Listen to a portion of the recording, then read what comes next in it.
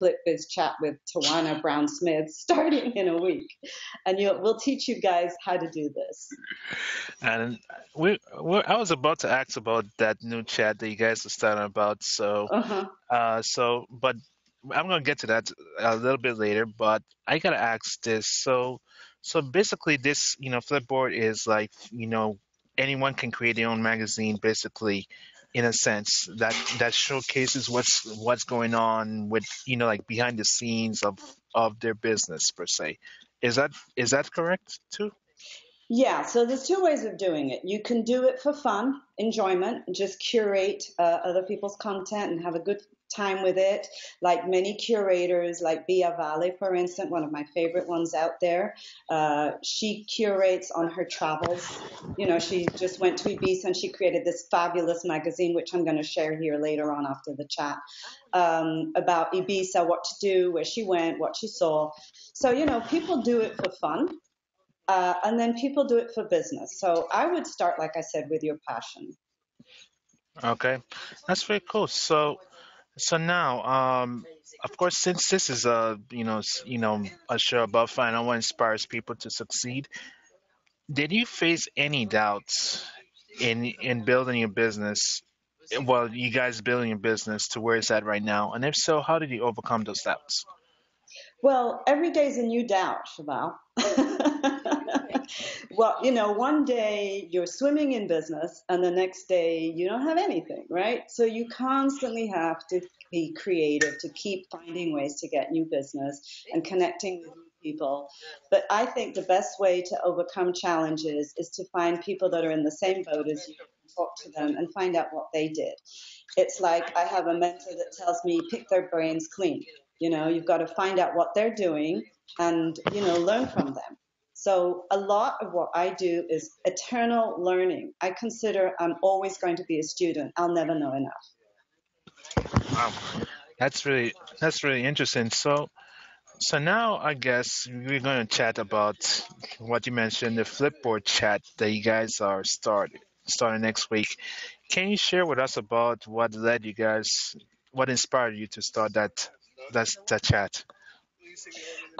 Well, there has been many chats about Flipboard, and we felt that the business community could benefit from this chat because a lot of people don't see the value in the business community, that is, in using Flipboard for their business. So we thought, why don't we have like a fun brainstorming chat to help people get on Flipboard and start using it to, improve their bottom line and increase their business.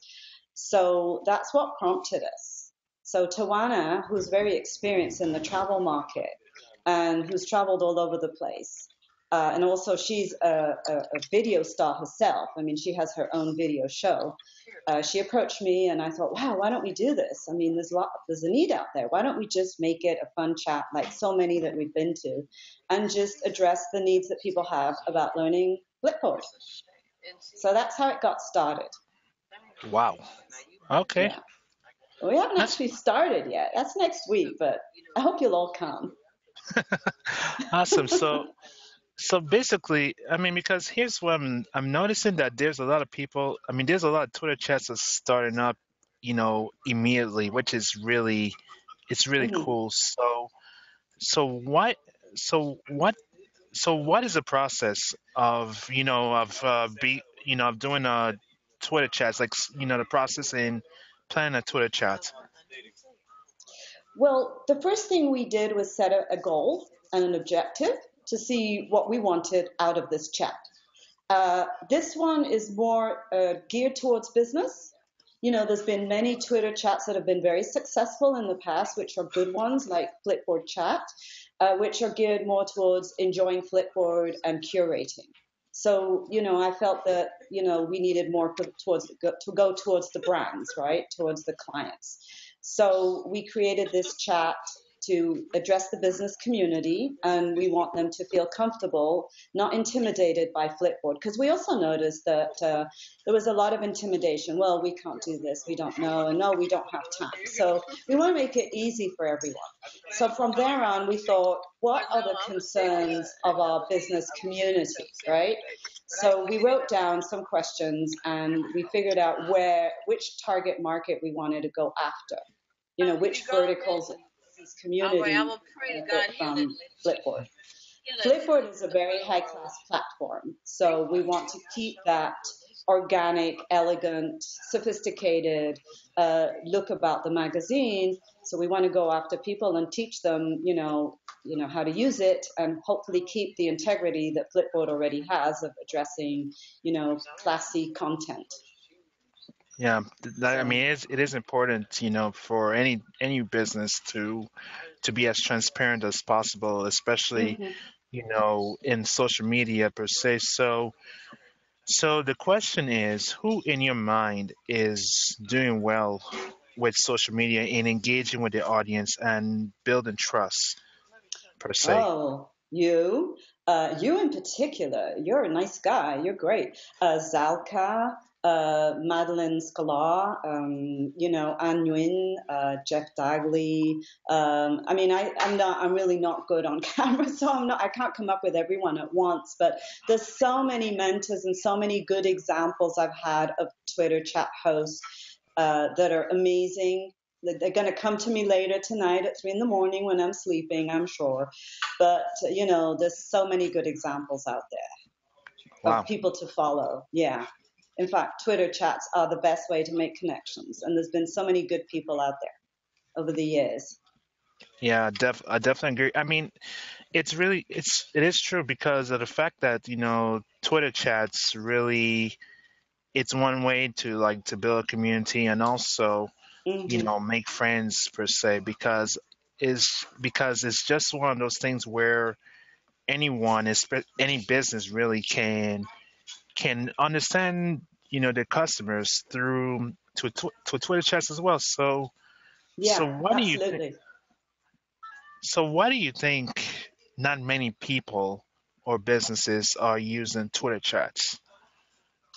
I think from my experience in social media, it's overwhelming. Twitter has been overwhelming because, as you know, some of them fly. And if I put a client on there, it's wow. I know many that have their social media managers go on the Twitter chats, but also they're doing Facebook, they're doing LinkedIn, they're doing, like we go on and on about this. They're doing Pinterest and now Flipboard.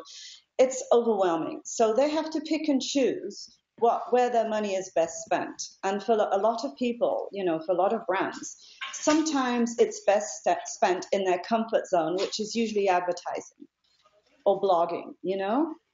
So again, it's up to us to tell people to come on these Twitter chats and not be intimidated. I think it's a little bit of all of us that have been on this for years. I mean, I've been on Twitter since 2007, and I've been chatting on Twitter chat since 2007. And again, people keep thinking, oh, I can't do this, I can't cope, but it really isn't that difficult. It's just like going into a big room and talking to people. You don't have to talk to everyone. You just talk to one person. As you and I often, you've noticed in some of these Twitter chats, people break out into small little groups and start talking about, I don't know, drinking margaritas. Or they go off topic, or they talk about what they eat for dinner. So, that's how I see tweet chats. It's a community, it's friends, it's fun, and you learn a lot. And so, of course, now, as you as well know, social media has changed a lot, over the years, and it's going to continuously change. Yeah. Now, of course, we're recording this podcast via live video per se. So why do you think many people, businesses should embrace live video? Oh, I mean, we're telling everyone to get on there because it humanizes the brand. So, one of the challenges that we've been having again with some of our clients is you're showing the product and you're showing a use, which is all really good, and you're showing that on social media. But who's behind the brand? Where's the passion? What motivated them to create this brand? Every person has an interesting story, and it's so much more believable when somebody gets in front of a camera and talks about their brand and why they created it and what they believe in. Like I've got a client right now that sells Manuka honey. They're called Shop PRI, right? And they believe in saving the bees. Well, you never think of equating honey with saving bees. But, I was just talking to them this morning about beekeepers and how passionate they are about their little bees and how endangered bees are. And they've got this organization they belong to, where they plant trees to help bees pollinate rather than feed them corn syrup. They want them to eat real bee food, So I Hmm. thought, wow, that's a great story. Why don't we tell it on a video? So this is how we believe that brands should get out there and talk about things they believe in, they are passionate about. I think it would just change the game, on social media. Okay, so